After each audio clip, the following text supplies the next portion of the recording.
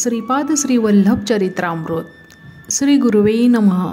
श्रीपादराजं शरणं प्रपद्ये. अध्याय 4. कुरवपुरात वासवांबिकेचे दर्शन. श्रीपादांच्या जन्मस्थानात होणाऱ्या लीला. पळणीस्वामींच्या आज्ञेनुसार आम्ही ध्यान करण्याचा संकल्प केला. श्री पळणीस्वामी म्हणाले, बाबा, माधवा, वत्सा, शंकरा, आपण तिघेही श्रीपाद श्रीवल्लभांच्या आज्ञेनुसार ध्यानस्थ होऊन आपल्याला घडलेल्या ध्यानानुभवांची चर्चा करूया. या अवस्थेत आपणास एखादा उत्कृष्ट आध्यात्मिक परिणाम अनुभवास येईल. भविष्य काळात हुंशक म्हणजेच इसवी सन हे व्यवहारात असेल. आज हुंशकानुसार दिनांक 25/5/1336 शुक्रवार आहे. आजचा दिवस आपल्या जीवनातील फार महत्त्वाचा आहे. मी माझ्या स्थूल शरीराला येथेच ठेवून सूक्ष्म शरीराने कुरवपुरात जाईन.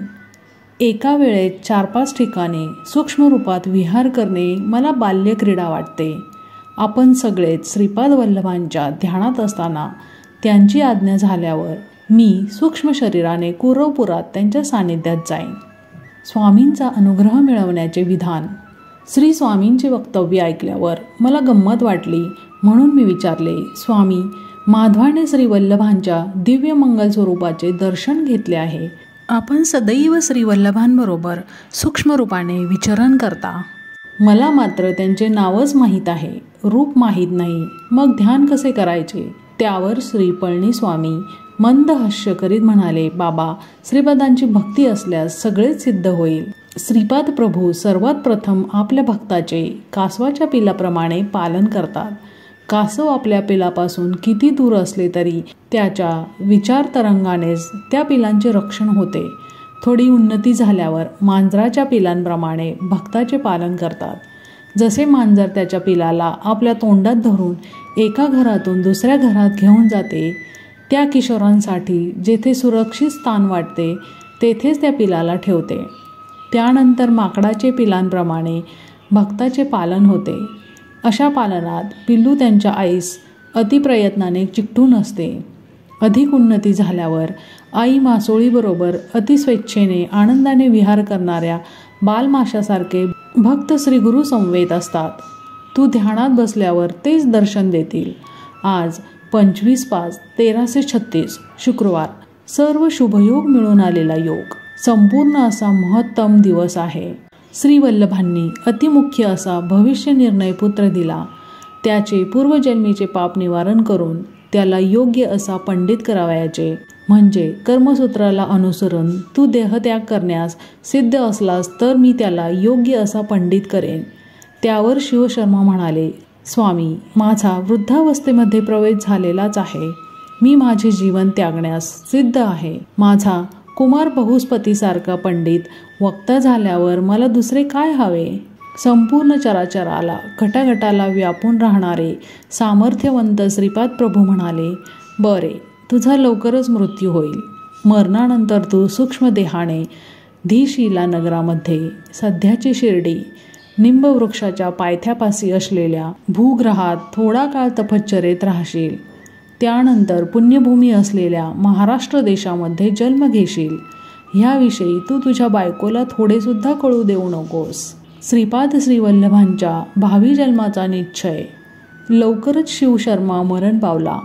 अंबिका तिच्या मुलासह भिक्षाटन करून जगत होती. शेजार पाजारचे लोक हसत टिंगल उडवीत. त्याला अंतच नसे. त्या मठ्ठ ब्राह्मण मुलास अपमान असह्य होऊन तो आत्महत्या करण्यासाठी नदीकडे पळत सुटला. त्याची मातासुद्धा असहाय्यपणे आत्महत्या करण्यासाठी मुलाच्या मागे पळत सुटली. त्यांच्या पूर्वपुण्याईच्या प्रभावाने वाटेत श्रीपाद श्रीवल्लभ स्वामी समोर आले. त्या दोघांनाही त्यांनी आत्महत्येच्या प्रयत्नातून सोडविले. श्रीपाद श्रीवल्लभ स्वामींनी त्यांच्या अपार करुणा कटाक्षाने त्या मूर्ख बालकाला महापंडित केले. अंबिकेने शेष जीवन शिवपूजेत घालवावे असा आदेश दिला. शनी प्रदोष व्रताचे महात्म्य सांगून प्रदोष समयास केलेला शिवपूजनाचे फळ कसे मिळते ह्याची सविस्तर माहिती दिली. पुढील जन्मी अंबिकेला माझ्यासारखाच मुलगा होईल असा वर दिला. परंतु त्यांच्या समय या तिन्ही लोकांत कोणीही नसल्याने श्री स्वामींनी पुढील जन्मात तिच्या पुत्ररूपात जन्म घेण्याचा निश्चय केला. नृसिंह सरस्वती आणि स्वामी समर्थ यांचा जन्मसंकल्प. समस्त कल्याणकारी गुणांनी युक्त अशा वासवांबिके श्रीपाद प्रभू म्हणाले, तुझा संकल्प सिद्ध होईल. मी आणखी 14 वर्ष म्हणजे या शरीराला 30 वर्ष येईपर्यंत श्रीपाद श्रीवल्लभ या रूपातच राहून त्यानंतर गुप्त होईल. त्यानंतर संन्यास धर्माच्या उद्धाराच्या निमित्ताने नृसिंह सरस्वती ह्या नावाने ओळखला जाईल. ह्या दुसऱ्या अवतारात 80 वर्षे राहीन.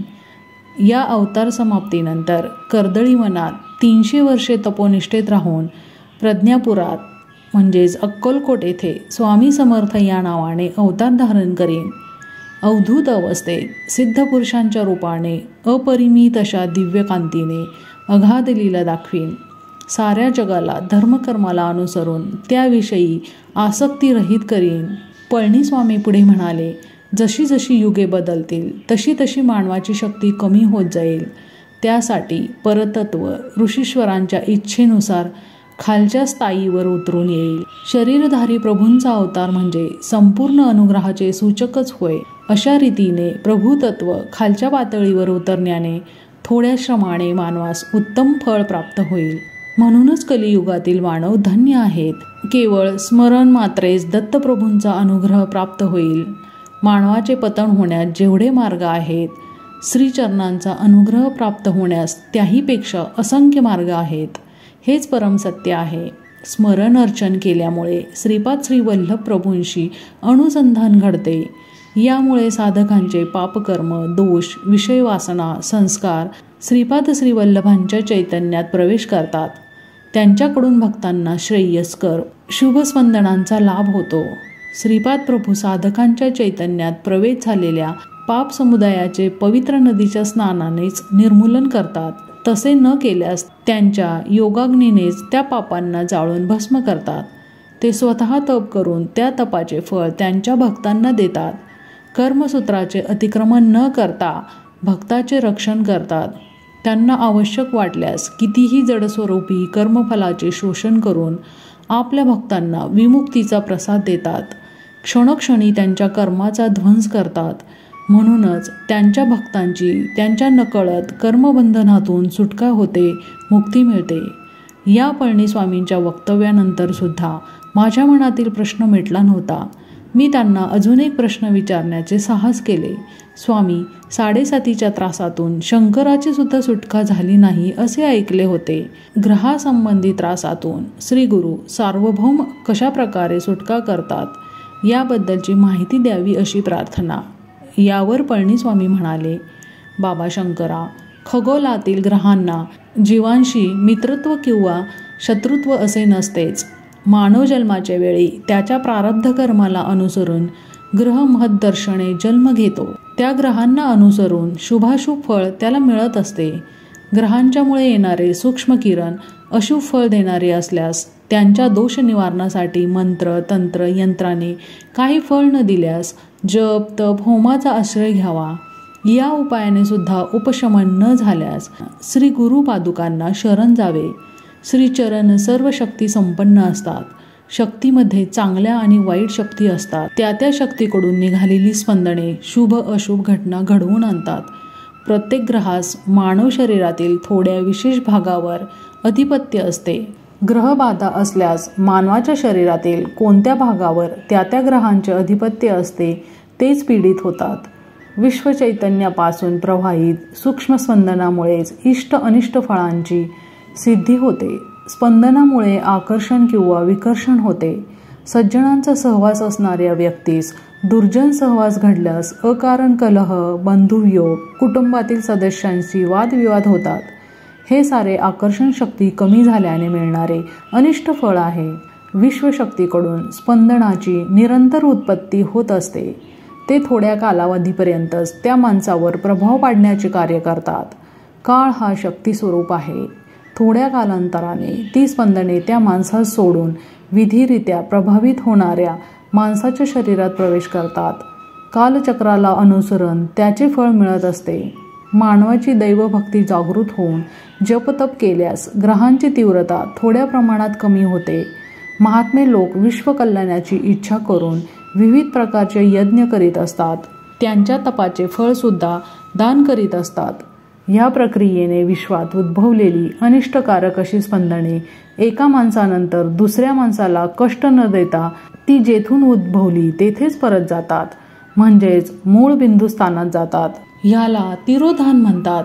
थोडे पुण्यकार्य केल्याबद्दल विशेष शुभफळ मिळाल्यास त्यास अनुग्रह असे म्हणतात. स्वामी पुढे म्हणाले, बाबा, क्रियायोग सिद्धांत प्रकारे सृष्टी, स्थिती, लय या तिरोधान अनुग्रहांना मी स्पष्ट केले. तू ध्यानात असताना पाहिलेल्या यवन भासणाऱ्या साधूमध्ये भविष्यात श्रीपाद श्री वल्लभांची शक्ती विशेषरित्या प्रवाहित होईल. निंबवृक्षाच्या जवळ असलेल्या भूगृहातील 4 नंदादीपांना तू पाहू शकलास ही असाधारण किमया आहे. श्रीपाद श्री वल्लभांनी कोणत्या तरी महान उद्देशाच्या दृष्टीनेच तुला असा अनुभव दिला. त्यांची आंतरिक कल्पना केवळ त्यांनाच माहीत आहे. त्यांच्या लीला फार अगम्य असतात, गूढार्थ प्रयोजक असतात. त्यांच्या व्यतिरिक्त दुसऱ्यांना त्याचा मतितार्थ जाणता येत नाही. त्यात सुद्धा देवरहस्य असू शकतात. त्यांच्या अनुमतीनेच मी तुला त्याचे विवरण करू शकलो. समस्त सृष्टी त्यांच्या नजरेखालीच असते. त्यांचे तेच प्रमाण आहेत. त्यांच्यात तेच श्रेष्ठ आहेत. विश्वनियंता सुद्धा तेच आहेत. योगसिद्ध आहेत, अमेय आहेत. ते परिणामांना, मोजमापांना, परिमितीला साध्य होणारे विषयच नाहीत. श्री पळणीस्वामींच्या या वर्णनाने माझे मन आनंदाने भरून गेले. मी उडुपी क्षेत्राहून निघालो. कुरवपुरात जाताना मध्येच कितीतरी विचित्र अशा घटना घडत चालल्या होत्या. या सर्व ग्रंथस्थ करण्यासाठी श्रीगुरु सार्वभौमांची अनुमती घ्यावी या विचाराने श्रीपाद श्री वल्लभांच्या दर्शनोत्तर त्यांच्याशी विचारविनिमय करण्याचे ठरविले. श्री पळणीस्वामींनी माझ्या मनातील भावना लिहिलेनेच समजून घेतले व ते म्हणाले, तुझ्या मनातील भाव मला अवगत झालेला आहे. भविष्यात भक्तांच्या हितासाठी श्री प्रभूंच्या चरित्राचे लिखाण करण्याचे तू ठरविले आहेस. ते जरूर तुझ्या प्रयत्नांना आशीर्वाद देतील. त्यानंतर श्री पळणीस्वामी माधवास त्याच्या ध्यानानुभवाविषयी सांग असे म्हणाले. माधवाने आपले अनुभव सांगण्यास सुरुवात केली. श्रीपाद श्री वल्लभांचे जन्मस्थानी श्रींच्या पादुका, श्रीपाद श्री वल्लभ, दत्तात्रेय आणि श्री नृसिंह सरस्वती यांच्या मूर्तींची प्रतिष्ठापना. श्री पळणीस्वामी म्हणाले, बाबा शंकरा, तू दर्शन घेतलेले श्री वल्लभांचे मातागृह, तुझ्यातील सर्व शक्तींना आकर्षित केलेले स्थळ श्रीपाद श्री वल्लभांचे जन्मस्थान आहे. तेथे असलेल्या पादुकांच्या खाली पाताळात अनेक सहस्र वर्षांपासून तपात बसलेले ऋषी आहेत. तू पाहिलेल्या श्रीपाद वल्लभांच्या जन्मस्थानातच केवळ श्रींच्या पादुकांची प्रतिष्ठापना केली जाईल. पादुकांच्या प्रतिष्ठापनेनंतर काही वर्षांनी अतिप्रयत्नाने श्रीपाद श्री वल्लभांचे चरित्रामृत प्रकाशित होईल. तू बसून ध्यान कर.